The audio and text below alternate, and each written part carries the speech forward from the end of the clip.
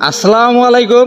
আমার প্রাণপ্রিয় বড় ভাই মাজিদুল ইসলাম মাজু ভাই কি বলে মন দিয়ে শুনবেন এবং শেষ পর্যন্ত ভিডিওটা দেখবেন। ভাই আসসালামু আলাইকুম। ওয়ালাইকুম আসসালাম। ভাই এখানে সবাইকে আসতে হবে এই জায়গায়, তালেবারকেও আসতে হবে, গরিবকেও আসতে হবে। এই জায়গাটা হচ্ছে এর নাম কবর।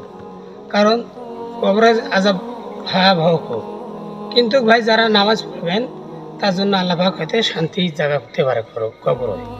আর যারা নামাজ পড়বেন তার অতিরিক্ত কষ্ট হবে।